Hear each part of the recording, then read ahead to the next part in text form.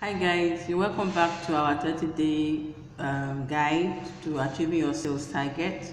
We've done day 1 to day 7, which we can summarize it as our week 1 review. Day 7 was quite complex, quite complicated, so I decided that okay, let's have a quick review so that we'll be able to, I can be able to explain day 7 so that everybody would understand it. All right, so day 1, we went on, we said celebrate, refresh, revamp, analyze last month's figure. Day 2, you get your fresh targets, ask yourself what worked, what did not work, create and develop your strategy. Now, for those of us that say head office is one that gives us strategy, guy, you align your own personal strategy to the head office strategy. Head office strategy is just a guide, it's not the end of the job. So you take that strategy head office has given you, you align it with your own personal strategy because nobody knows your territory better than you. So only you knows what's going to work in your own territory. So you take their own strategy with your own strategy and you align it into one. Day 3, you set your targets to your team and your customer. Gone are the days of village headmaster where you believe that your own target, that whatever you tell them to do, that's what they will do. No, you need to set your targets to your team and to your customers. Day 4, you work with the team and customers, showing them that all things are possible if they believe. So you just you have to show them that you also believe in what you're saying and you're not just telling them to go and do it. Day 5, you review your numbers and clear blocks. Reviewing your numbers is just looking at it that, okay, where am I at today? So you know that, okay, this is just a preliminary, okay, so this is where I am, right, fine. So day 6, you work with your big fish. That's very important. Working with your big fish is like tending to your farm. 20% of your business, 20% of your customers come from 80% of your no, 20% of your customers contribute 80% of your targets. So based on this, you need to take care of that 20%. You take your time, you relate with the customer, you make the customer comfortable with you, make the customer realize that yes, you care. So that's the only way that this customer will align with you. If not, you're just another salesman coming to say a lot of stories. So now we move to day 7. Day 7 is running diagnostics on the sales trend. You have this beautiful car and it's just on the road. You take it to the mechanic. The proper mechanic will say, let's run a diagnostics. So that's what we're doing on our sales. We're checking on our sales now. What are we actually doing? So I liken this to your dashboard. Um, on your dashboard, you have lots of images, lots of numbers.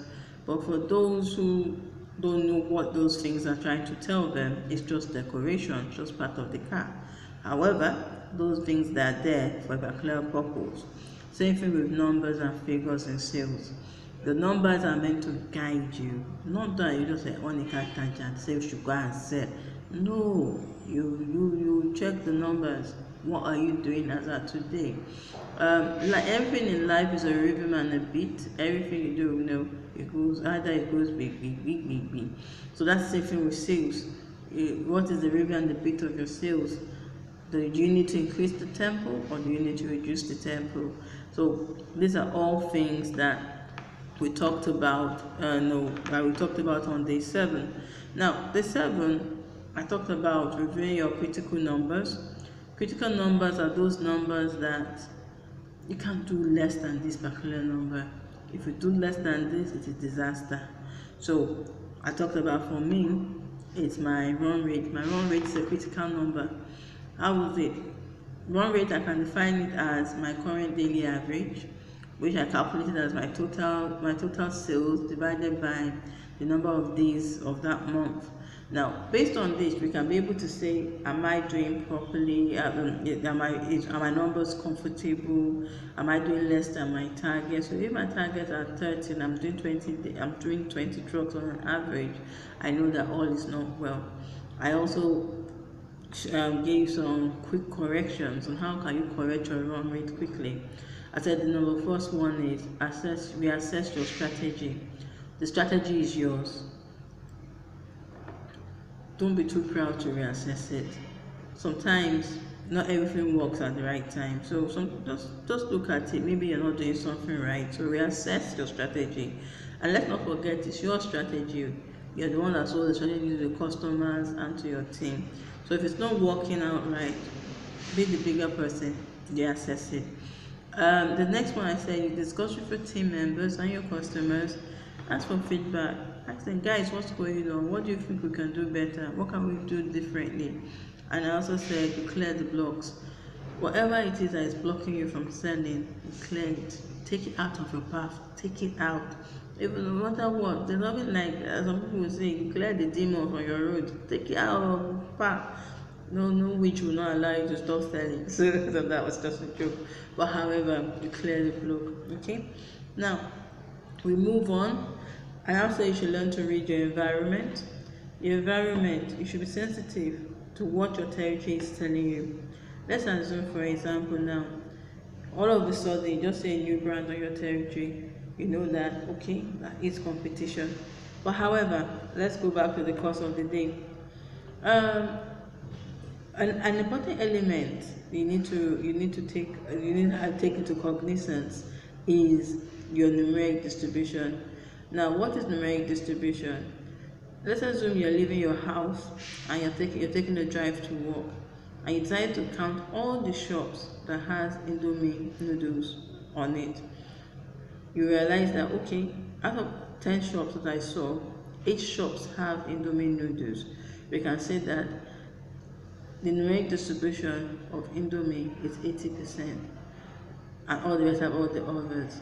Now, in numeric distribution, you realize that the more the numbers of the people who stock your brands, the higher your sales, because people buy into perception, and people buy into, people buy what they think is moving.